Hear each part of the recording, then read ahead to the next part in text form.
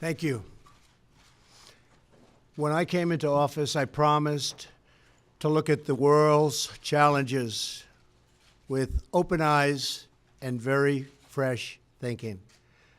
We cannot solve our problems by making the same failed assumptions and repeating the same failed strategies of the past. Old challenges demand new approaches. My announcement today marks the beginning of a new approach to conflict between Israel and the Palestinians. In 1995, Congress adopted the Jerusalem Embassy Act, urging the federal government to relocate the American embassy to Jerusalem and to recognize that that city, and so importantly, is Israel's capital. This act passed Congress by an overwhelming bipartisan majority and was reaffirmed by a unanimous vote of the Senate only 6 months ago.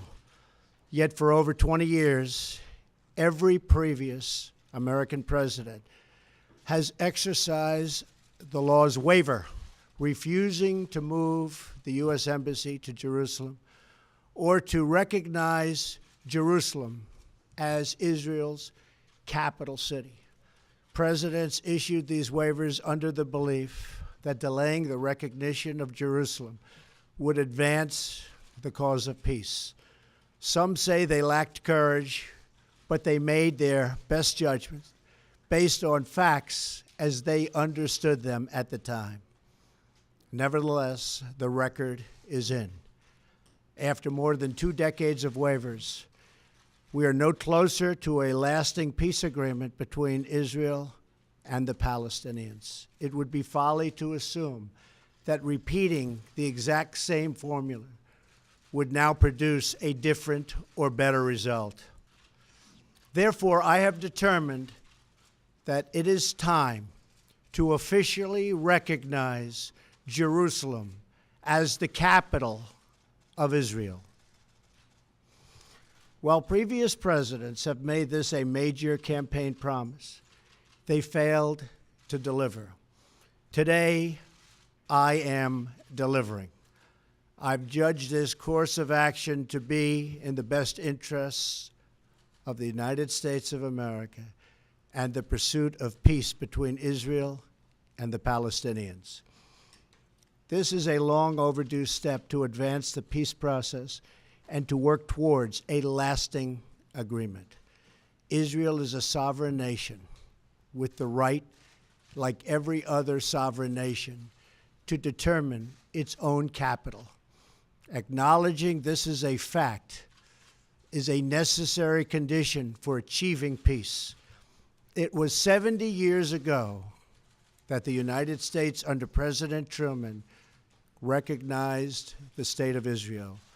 Ever since then, Israel has made its capital in the city of Jerusalem, the capital the Jewish people established in ancient times. Today, Jerusalem is the seat of the modern Israeli government.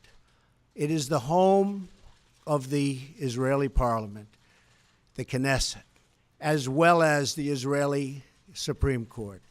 It is the location of the official residence of the Prime Minister and the President. It is the headquarters of many government ministries.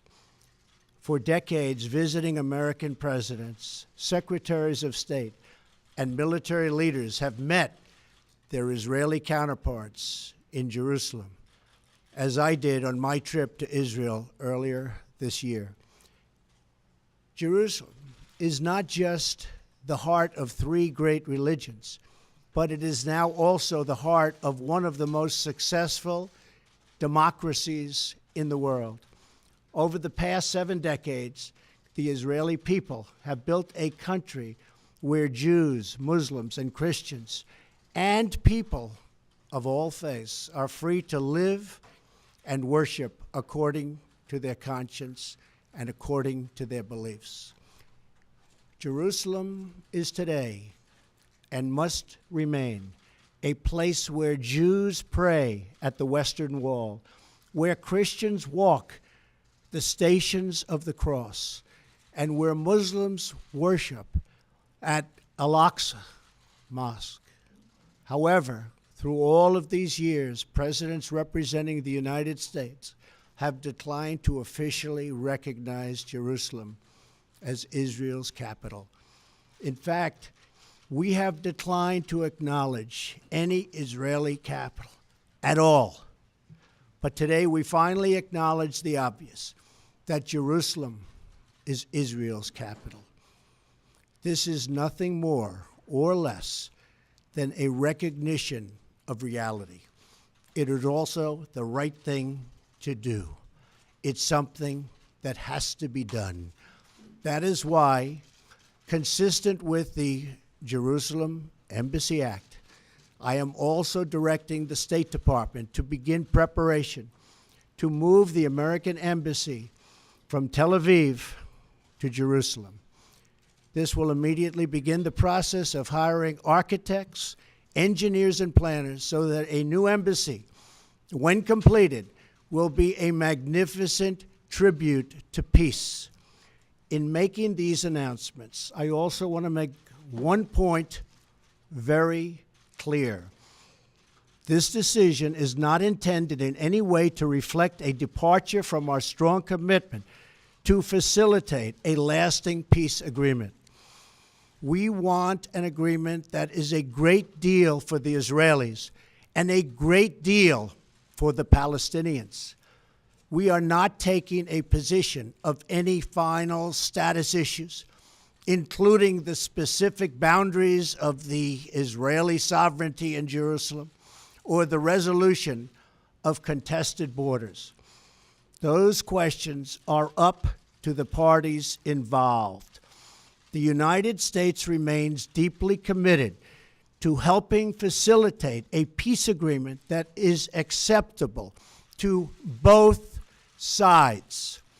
I intend to do everything in my power to help forge such an agreement.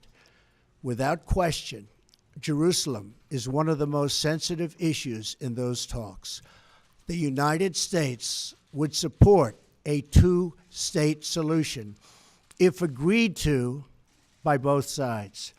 In the meantime, I call on all parties to maintain the status quo at Jerusalem's holy sites, including the Temple Mount, also known as Haram al-Sharif. Above all, our greatest hope is for peace, the universal yearning in every human soul. With today's action, I reaffirm my administration's longstanding commitment to a future of peace and security for the region. There will, of course, be disagreement and dissent regarding this announcement. But we are confident that ultimately, as we work through these disagreements, we will arrive at a peace and a place far greater in understanding and cooperation. This sacred city should call forth the best in humanity, lifting our sights to what it is possible, not pulling us back and down to the old fights that have become so totally predictable.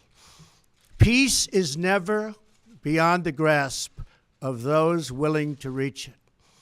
So today we call for calm, for moderation, and for the voices of tolerance to prevail over the purveyors of hate. Our children should inherit our love, not our conflicts. I repeat the message I delivered at the historic and extraordinary summit in Saudi Arabia earlier this year.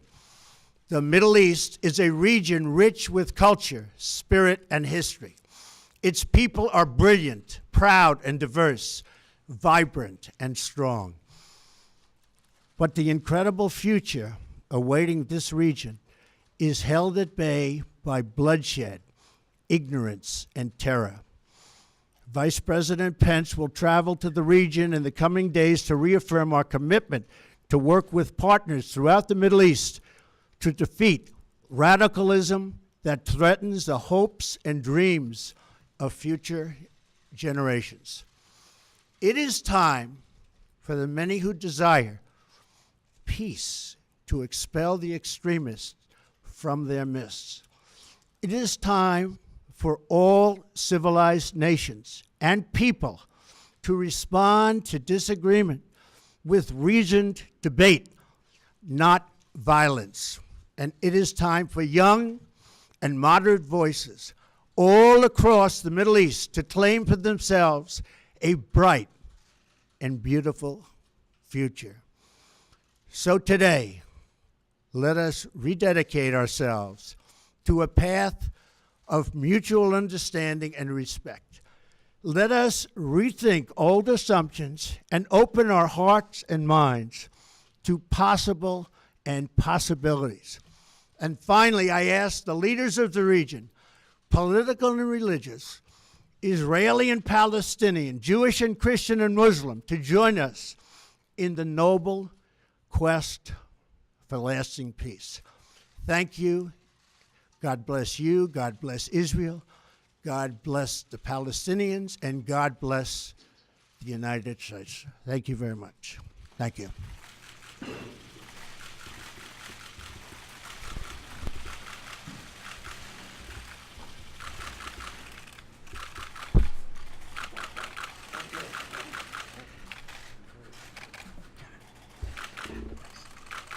Thank you.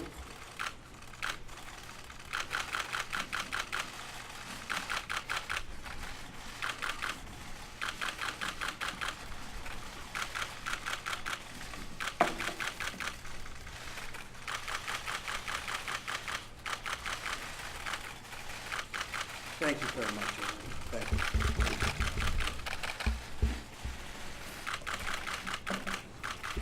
Thank you. Thank you very much.